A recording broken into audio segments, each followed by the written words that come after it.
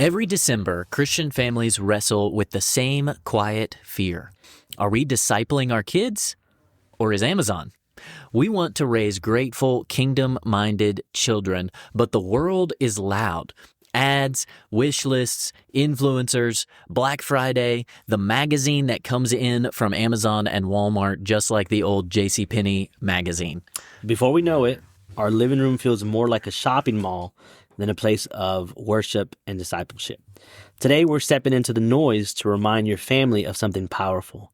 Jesus Christ is enough.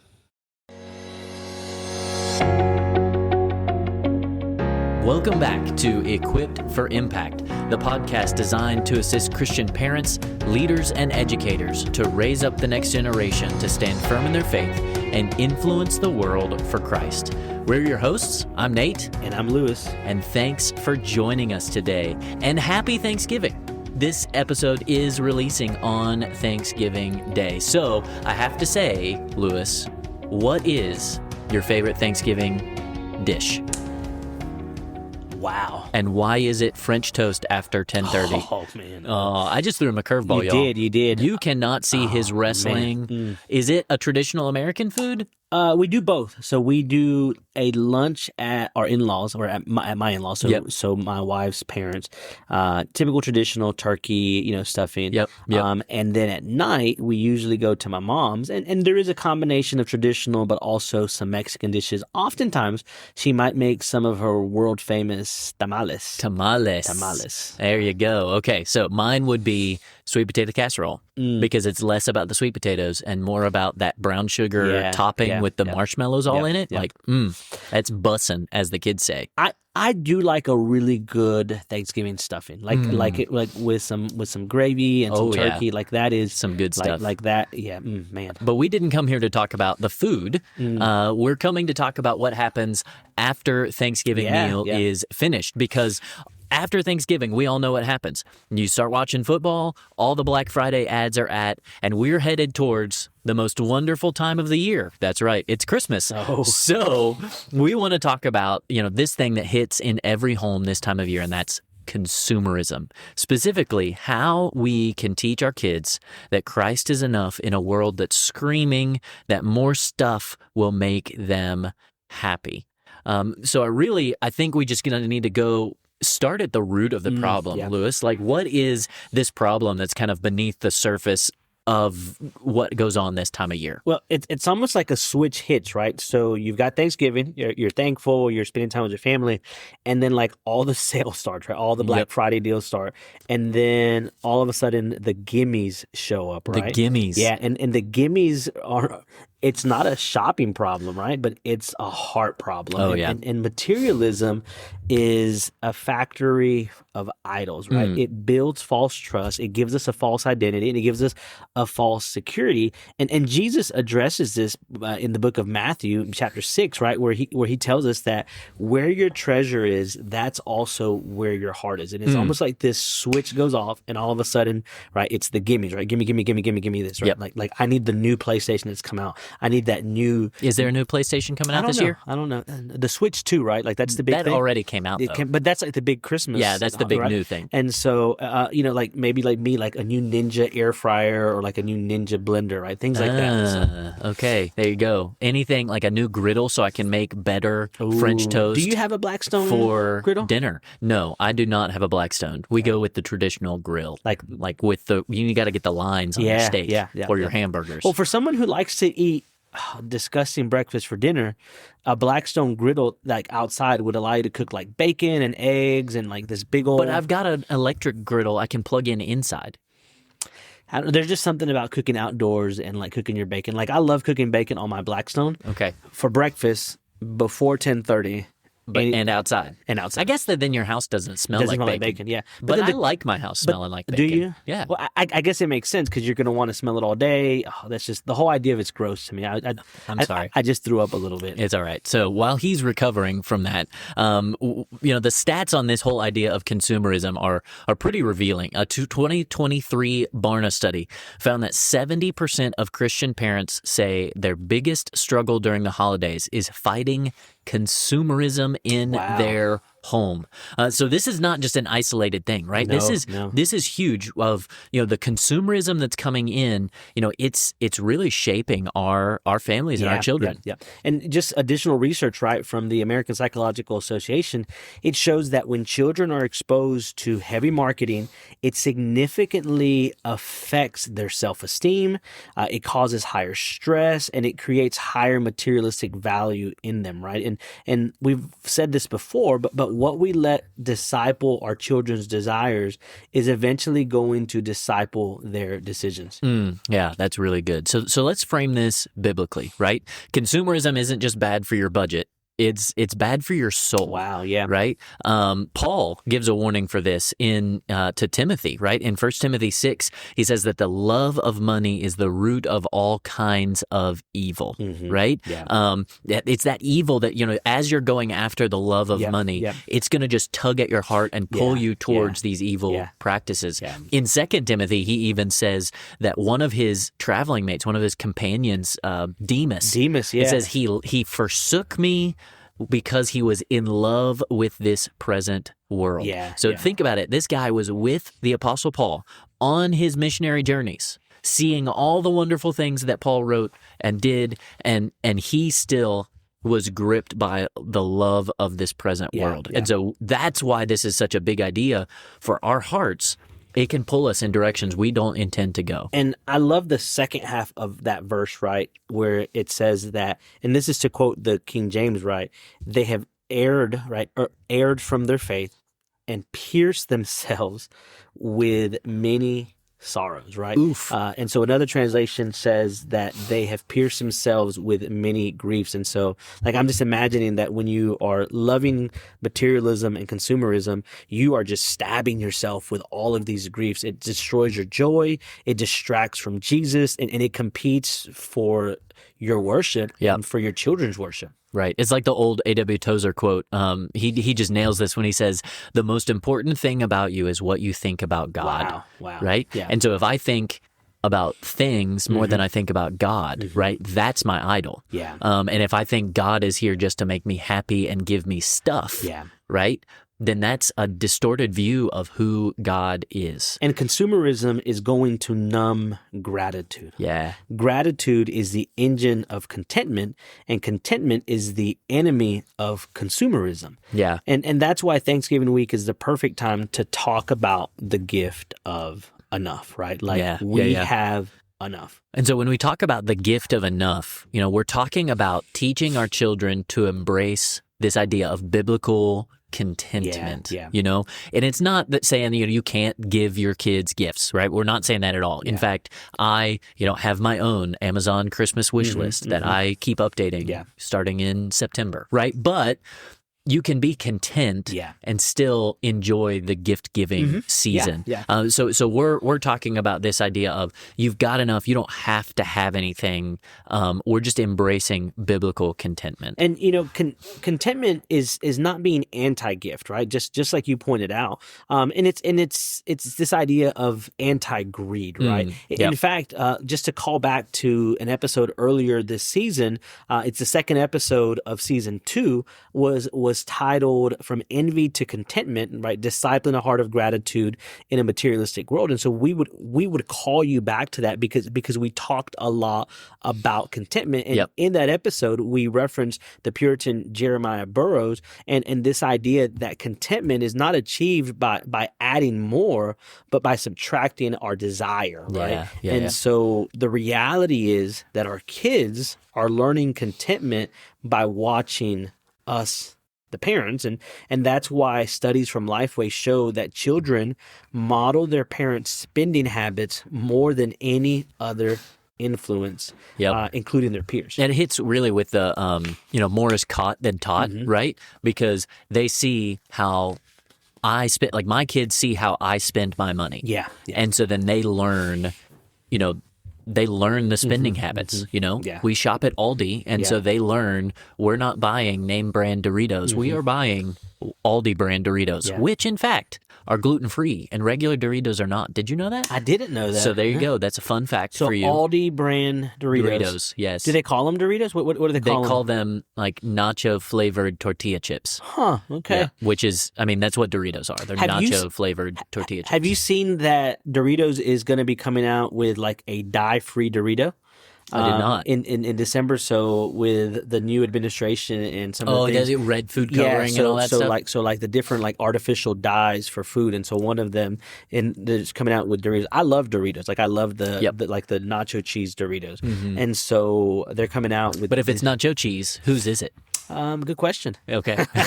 There you go. Well, Sorry, I guess dad it's joke Aldi's. for Thanksgiving. I guess it's Aldi's. It's right? Aldi's cheese. And Yep, so yep. I'm going to need to check out the Aldi's There you go. brand Doritos. And they're half the price. So there's that too. But here's the truth, right? Is parents, we can't preach contentment and practice consumerism, right? Like if we're telling our kids, hey, you need to learn to be content with what you have, and then we are out there buying new tech gadgets, buying new cars, buying new clothes, then I do need a new car right now, though. You do, don't you? It's been in the shop for like over a month. You still don't have it back Yeah. yet? Well, we did get it back. And now it's back in the shop. And now it's back in the shop. Huh. Yeah. It's rough. But You need to be content. that's it. I am content with my one little teeny tiny car.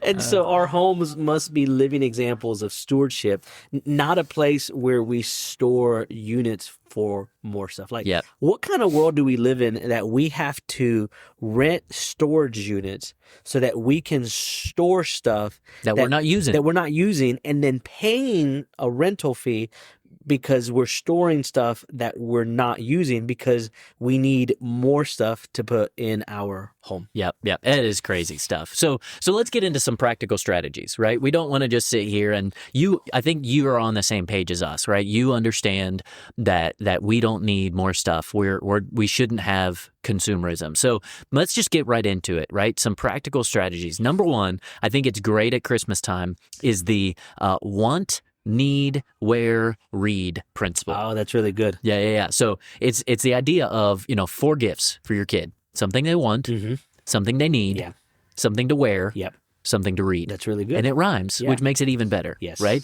So hey, I want this Lego set, so I'm going to get this cool Lego set. Yep. Right? But I need I'm trying to come up with ideas, right? I need a new car. Yeah. I do. I don't know about anybody else, right? But that's something, there's a need. We're not getting a car for Christmas. That's way too big of a gift. But anyway, find something they need and maybe spend a little bit more on it than you would have otherwise, right? Because it'll make it a little fun and festive and stuff like that. Something to wear. Yeah. Kids, some of them enjoy getting clothes, right? But getting a cool, some type of clothes, something to wear. And then, we love books around here. So something to read, a fun book series. Like last year, we got my youngest daughter the entire Wing Feather series. Yeah. And so that was a cool, and she loved it, and it was a bit of a stretch goal for her at her reading level, but she got it and she's enjoying it, and we worked through it. And so those will help you, cap any excess, and it kind of sets clear priorities and expectations. And it helps your kids distinguish between desires and necessities, right? And it frees you as parents from chasing this impossible standard of giving your kids everything. Yep. And it helps you not spend so much money. And that's actually why it's exploded among Christian parents because it works. Right. Here's the second thing, right? Is tie Christmas gifts to stewardship lessons, right? Yeah, that's good. Young kids will learn responsibility through giving, through budgeting, and generosity. Yeah.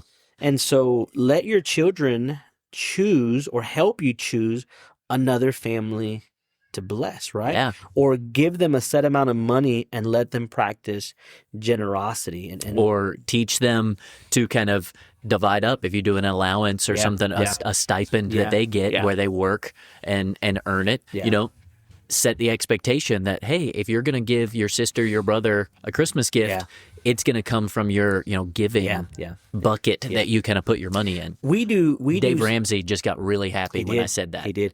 We do something that we've done since the girls are little, and it's something really cool. And I would encourage you, if your family doesn't do this, maybe this is something that you can adopt. But we do a Dollar Tree Christmas night. And so we go to the Dollar Tree, and the girls buy me and their mother a Dollar Tree gift. Yep. And they buy each other a Dollar Tree gift. We do the same thing. We don't do Dollar Tree. Yeah. Like we used to go to like Pop Shelf. Yeah, It's yeah. closed down now. Yeah.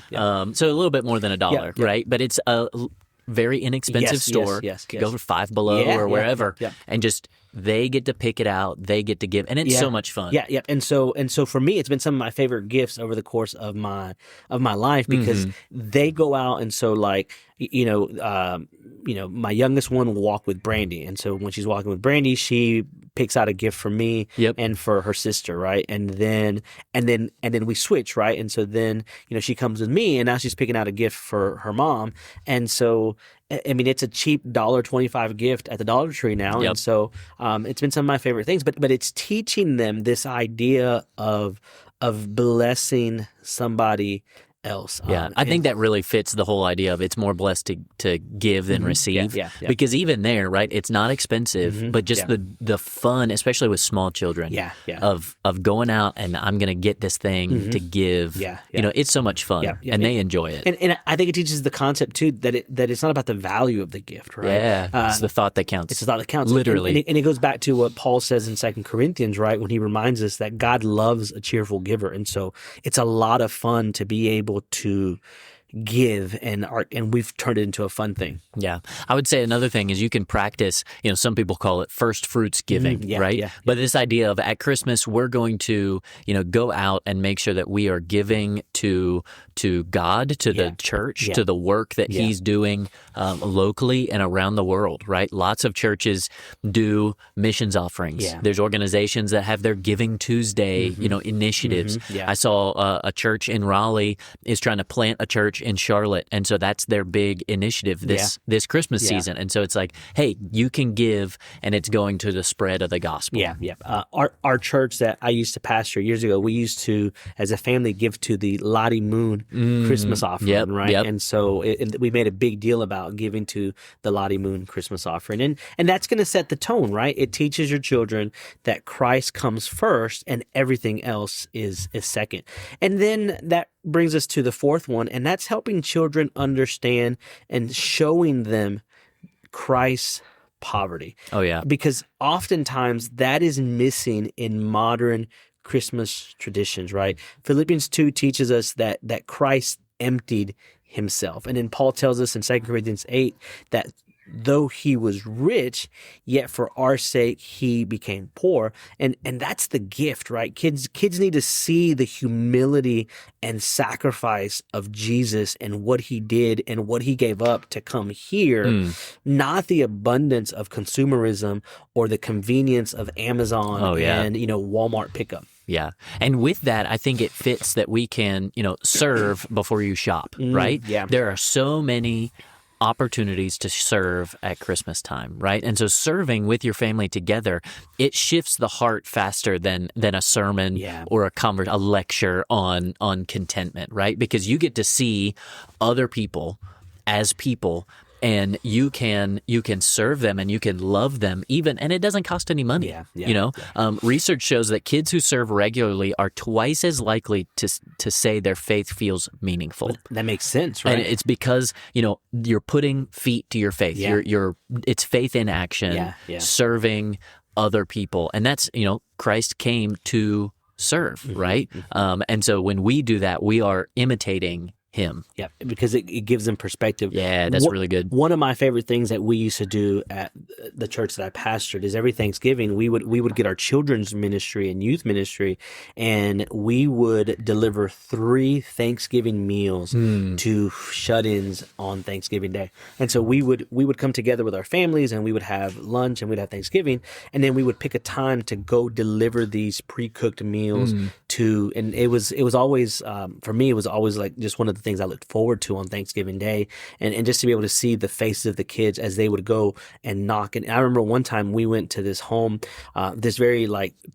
wore out, dilapidated type of mobile home, and there was a man and a woman that lived in the home, and it was just, it was a horrible, fallen apart condition, and they weren't able to eat a traditional Thanksgiving meal because of the condition that they were in. I want to say that the wife was in a wheelchair, the husband was the primary caretaker, and just his ability. And so when, instead of taking them an actual Thanksgiving meal, we took them microwavable, like banquet type dinners that they could warm up in a microwave, because that's really all they were able to do. Oh, wow. And so we delivered these bags full of prepared banquet meals that they could warm up. Wow. Now, we did give them a cold Thanksgiving meal that they could warm up, kind of like a Thanksgiving plate. Right. But I remember like talking to my girls, because they were with me, you know, they were a lot younger, but just being able to talk to them about that. And so those are some really things that like just help you see a different perspective, right? Yep. It resets your desire, and then hopefully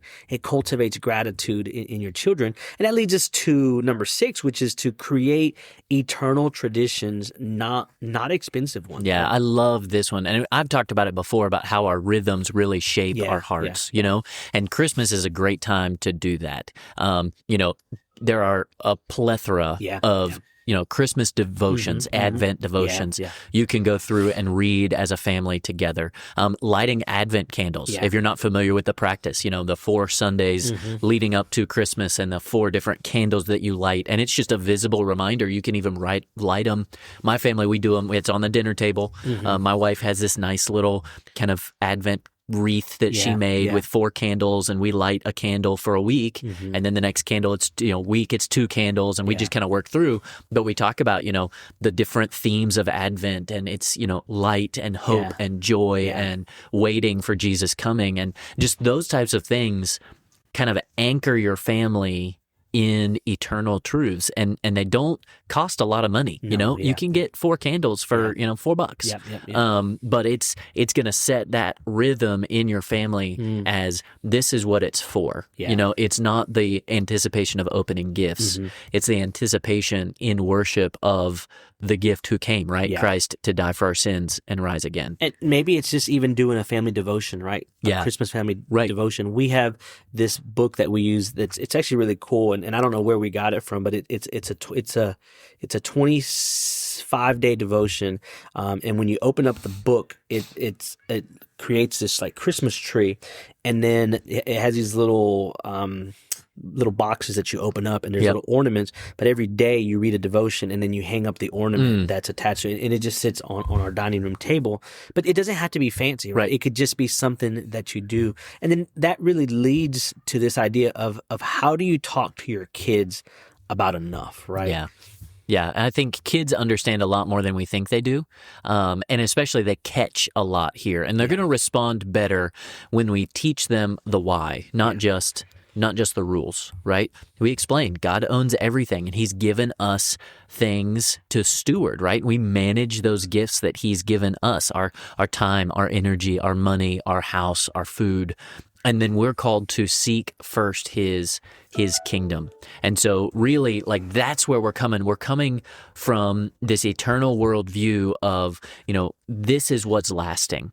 And so, you know, we can, you know, just let the world disciple our kids, and they will gladly give them this temporary, fleeting, constantly changing worldview of, I need more, the gimmies, like you said, to start this, right?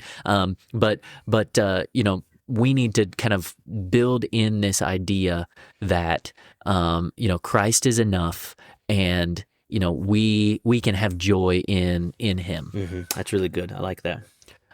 So, Lewis, any final encouragement before we close out this first of our Christmas episodes? Well, C.S. Lewis wrote, he said, "He who has God and everything else has no more than he who has God alone."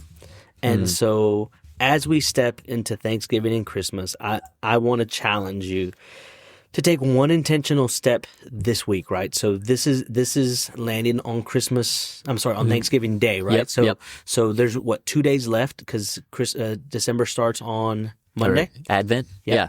And so I think November 30th is on a Sunday, right? And so you have a few days, right?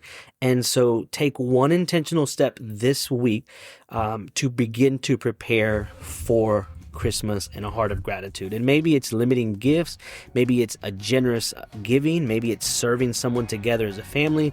But whatever it is, lead your children to see Christ as the greatest treasure. The world is going to disciple them towards consumption, towards consumerism, towards materialism. But you, as the parent, can disciple them towards contentment, towards stewardship, and towards gospel generosity. That's right. So, keep standing there and discipling your children even through this time of the Christmas spirit. I would say especially during this time of the Christmas season.